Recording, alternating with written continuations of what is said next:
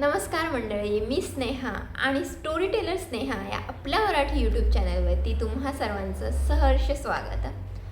आता हे चॅनल प्रामुख्याने आपल्या रोजच्या जीवनातल्या सगळ्या गोष्टी मांडणारं चॅनल असेल. आपल्या दररोजच्या जगण्यातल्या सगळ्या गोष्टी, कधी तुमच्या भावनांना हात घालणारं, कधी तुम्हाला वेगळा दृष्टिकोन दाखवणारं, कधी तुम्हाला हलकेच मोटिवेट करणारं असं हे चॅनल असेल. तर हा या चॅनलवरला पहिला व्हिडिओ आणि या व्हिडिओमध्ये मी तुमच्यासोबत शेअर करणार आहे भाकरी शिकतानाचे लाईफ लेसन्स. तर आपल्या सगळ्यांच्या जेवणातली अत्यंत कठीण गोष्ट म्हणजे भाकरी बनवणे. टम्म फुगलेली मऊसूत भाकरी बनवणं ही एक कला आहे. हो, ही एक कला आहे आणि ही तितकीच कठीण गोष्ट आहे. काही दिवसांपूर्वी आपल्याला पण अशीच टम्म फुगलेली मऊसूत भाकरी शिकायची आहे या निर्धाराने मी भाकरी बनवायला सुरुवात केली. अर्थात आता आमच्या घरामध्ये सबंध जेवणाची धुरा सांभाळणारी एकमेव व्यक्ती म्हणजे माझी आई. तिचा स्वयंपाकामध्ये कुणीही हात धरू शकत नाही. ती उत्तम जेवण बनवते. तिच्या भाकऱ्यासुद्धा सुरेख असतात. आपल्याला सुद्धा अशाच भाकऱ्या बनवायच्या आहेत या निर्धाराने मी भाकरी बनवायला सुरुवात केली. अर्थात ती तिच्या इतकी उत्तम जमली नाही, ही वेगळी गोष्ट, पण मी सुरुवात केली. पहिल्यांदा त्या भाकरीचा पूर्णतः पापड झाला. पण हे सगळं करत असताना, भाकरी शिकत असताना त्या सगळ्या प्रोसेसमध्ये मला काही गोष्टी प्रामुख्याने जाणवल्या. त्यातली महत्त्वाची गोष्ट म्हणजे मल्टीटास्किंग.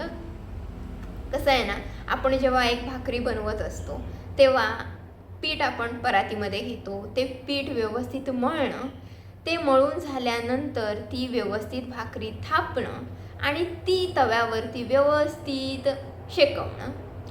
ती एक भाकरी तव्यावरती शेकत असताना तेवढ्या वेळामध्ये तिकडे ती भाकरी, त्या भाकरीचा पूर्ण कोळसा होऊ न देता तिकडे लक्ष ठेवत ठेवत पुन्हा परातीमध्ये दुसऱ्या भाकरीसाठीचं पीठ मळणं, ती दुसरी भाकरी व्यवस्थित थापणं, या दोन गोष्टी लिलया सांभाळणं आणि त्या सगळ्या भाकऱ्या छान मऊसूत तयार करणं, ज्या समोरची 4 माणसं खाऊ शकतील अशा पद्धतीने.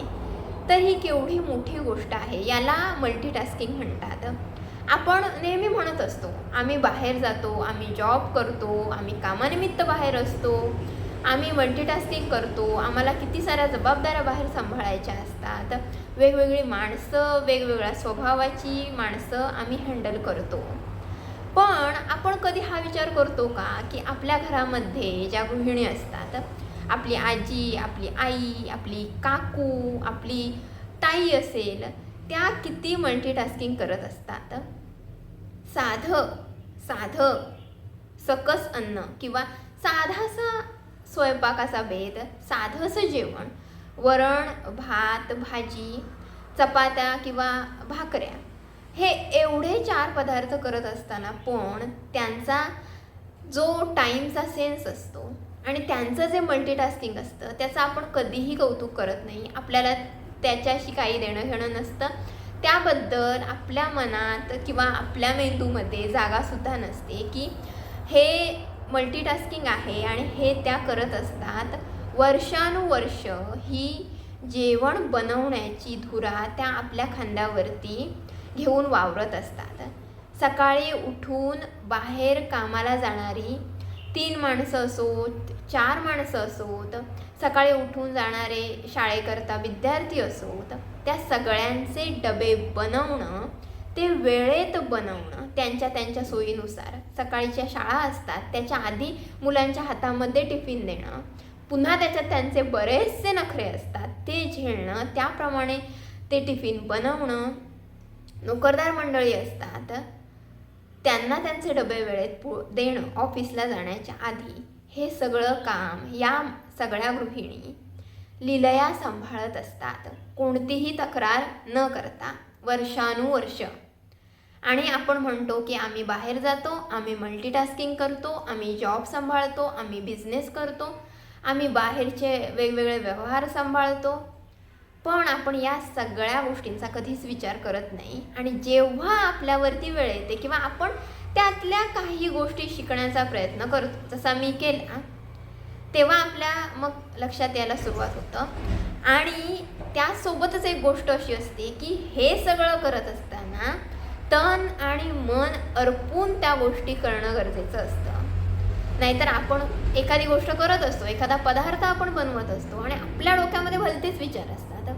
त्या माणसाला मी हे सांगितलं होतं, उद्या त्या माणसाला ती गोष्ट पूर्ण करून हवी आहे, काही डेडलाईन असतात, काही आपली कामं खोळंबलेली असतात, ती करायची असतात, उद्या असतात, 2-3 दिवसामध्ये करायची असतात, किंवा काल एखादी गोष्ट घडलेली असते जी आपल्या मनाविरुद्ध घडलेली असते. मग त्याला कसं रिॲक्ट करू, मग मी त्या माणसाला काय सांगू, अशा बऱ्याचशा गोष्टींचा गुंता आपल्या मनामध्ये सुरू असतो.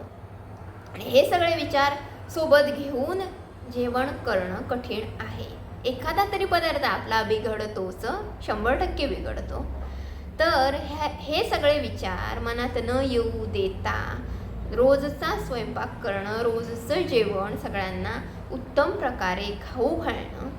कारण आपण हा विचारच करत नाही. आपण बाहेर जातो, भलेही आपण बाहेर जातो, पैसे कमवतो, पण त्यांच्या मनामध्ये पण कितीतरी विचार सुरू असतात.